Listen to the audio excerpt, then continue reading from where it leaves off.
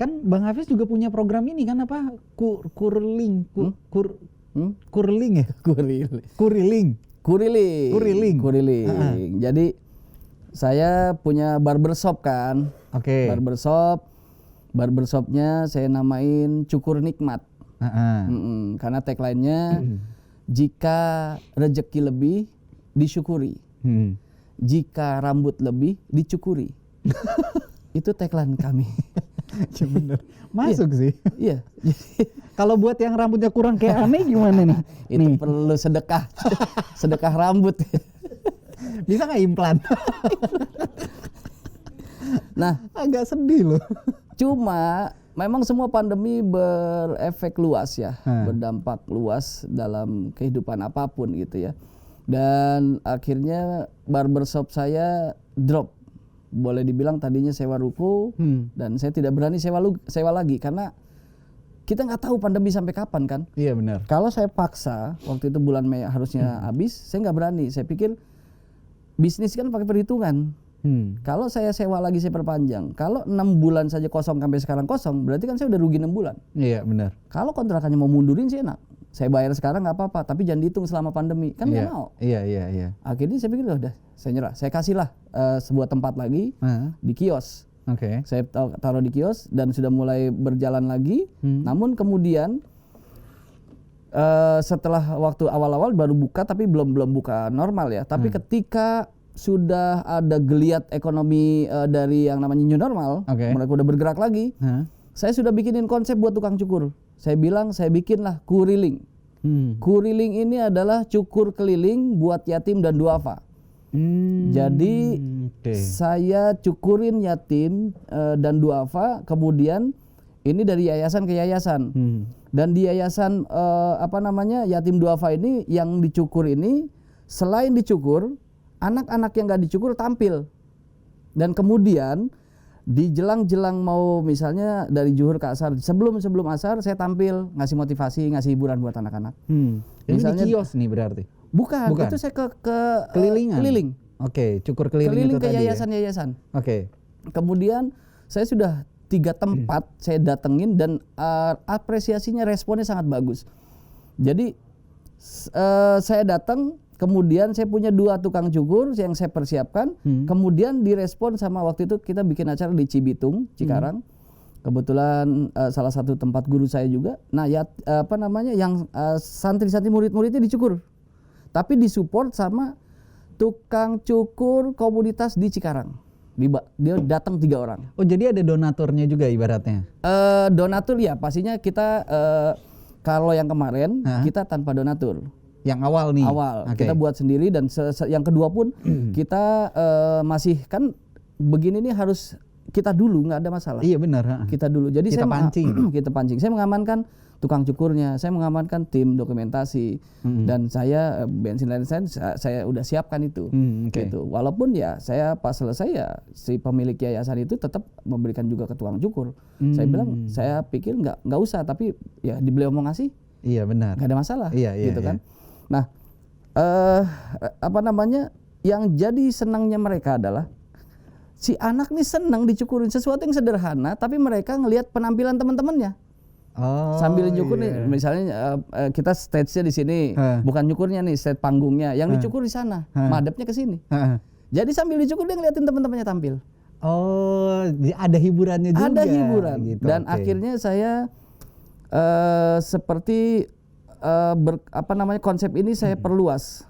Jadi karena direspon sudah ada beberapa yang minta, termasuk pesantren guru saya juga ya Ustadz Yusuf Mansur, dan yang minta adalah Ustadz Jamil.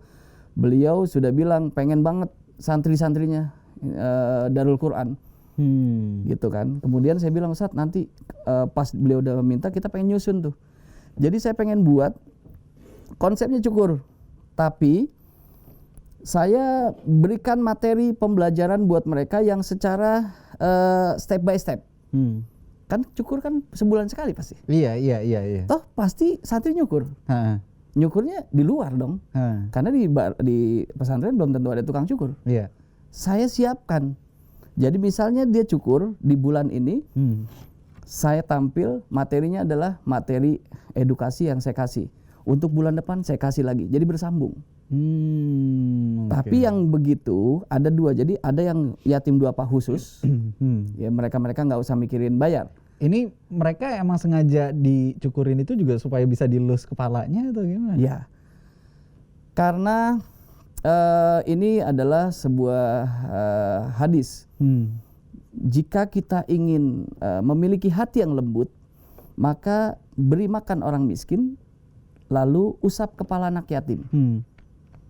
Saya ngambil itu, tentunya saya berpikir bahasa mengusap kepala anak yatim berarti banyak, bukan cuma sekedar ngusap, tapi kita memberikan pendidikan, memberikan perhatian, itu bagian dari itu. Lebih Dan luas lebih berarti luas. ya.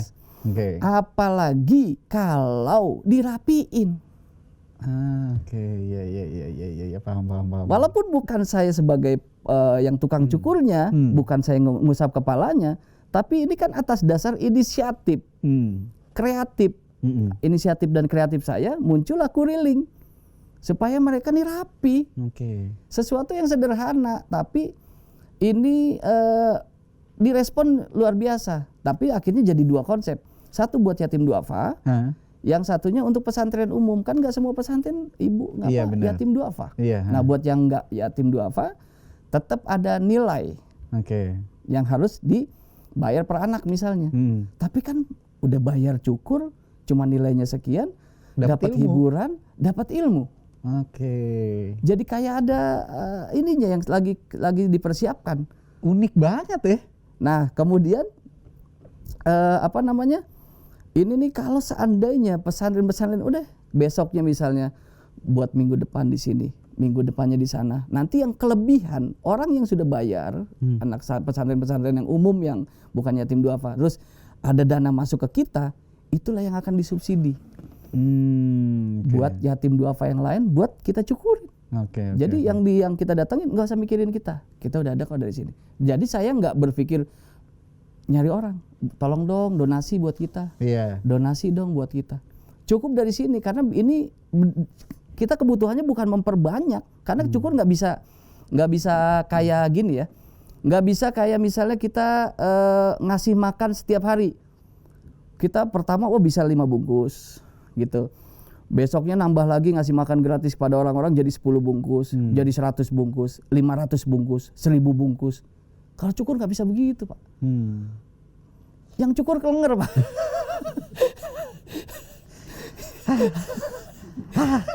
Yang syukur, yang seneng, yang dicukur pertama, Pak. Yang di terakhir udah waspada. Bang kok pitak? Maklum lu udah yang ke-30 nih.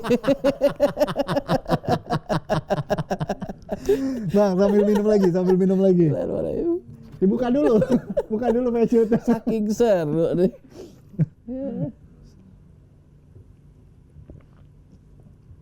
Berasa nggak cincaunya? Berasa. Ya kan? Enak banget kan? Langsung ketelan, nggak bisa dikunyah. Bisa.